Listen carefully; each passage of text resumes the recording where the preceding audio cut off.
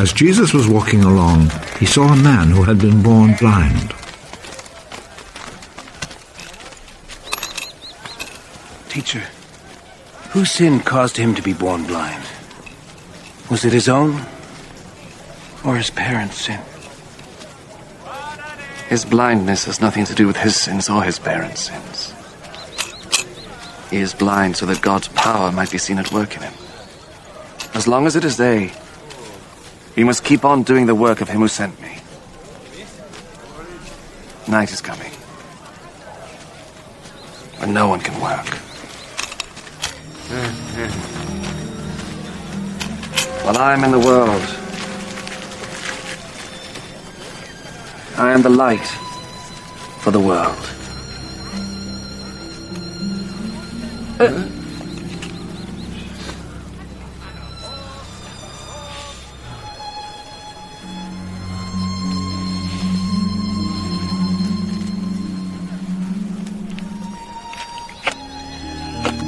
After he said this, Jesus spat on the ground and made some mud with the spittle.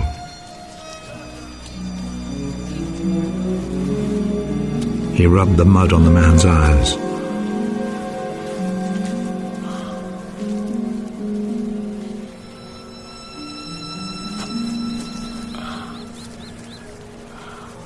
Go and wash your face in the pool of Siloam. This name means sent.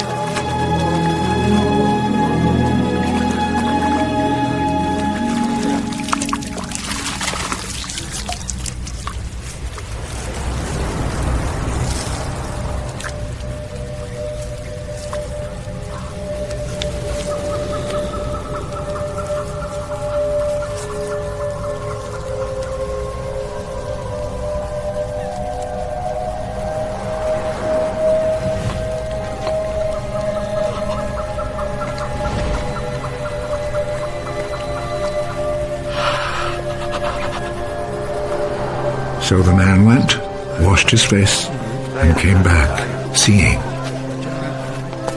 His neighbors then, and the people who had seen him begging before this, asked, "Isn't this the man who used to sit and beg?"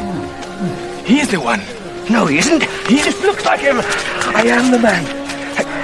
How is it that you can now see?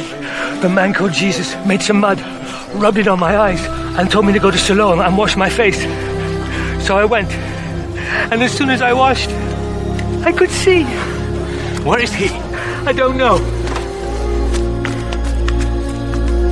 Then they took to the Pharisees the man who had been blind. The day that Jesus made the mud and cured him of his blindness was a Sabbath.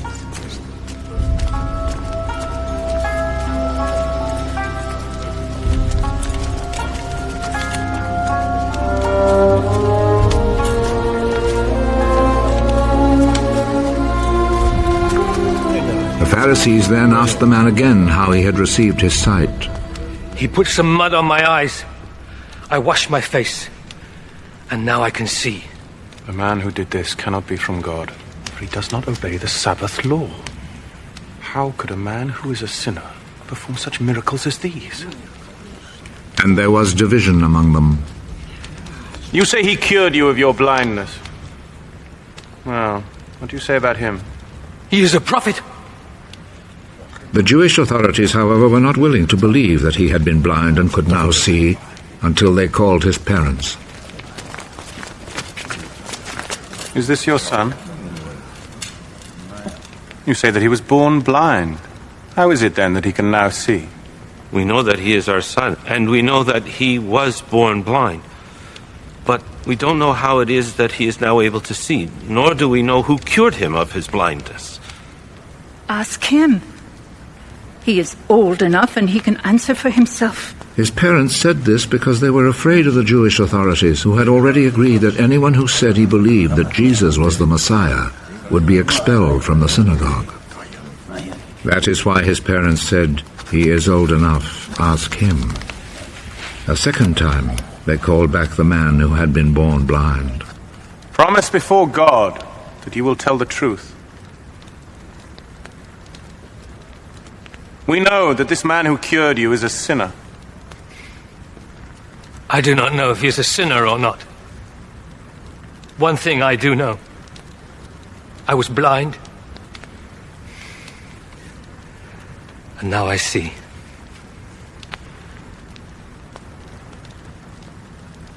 What did he do to you? How did he cure you of your blindness? I have already told you, and you would not listen. Why do you want to hear it again? Maybe you too would like to be his disciples. They insulted him and said, You are that fellow's disciple.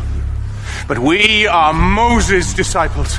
We know that God spoke to Moses. As for that fellow, however, we do not even know where he comes from. What a strange thing that is. You do not know where he comes from, but he cured me of my blindness. We know that God does not listen to sinners. He does listen to people who respect him and do what he wants them to do. Since the beginning of the world, nobody has ever heard of anyone giving sight to a person born blind. Unless this man came from God, he would not be able to do a thing. You were born and brought up in sin! And you are trying to teach us. and they expelled him from the synagogue.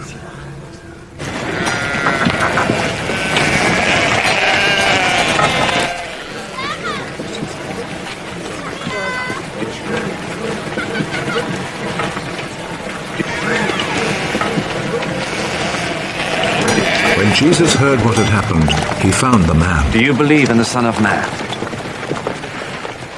Tell me who he is, sir, so that I can believe in him. You have already seen him. And he is the one who is talking with you now.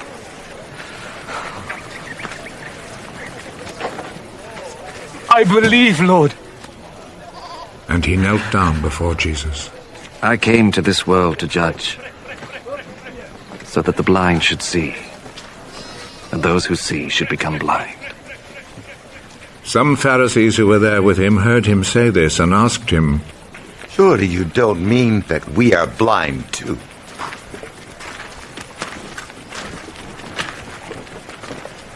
If you were blind, then you would not be guilty. But since you claim that you can see, this means that you are still guilty.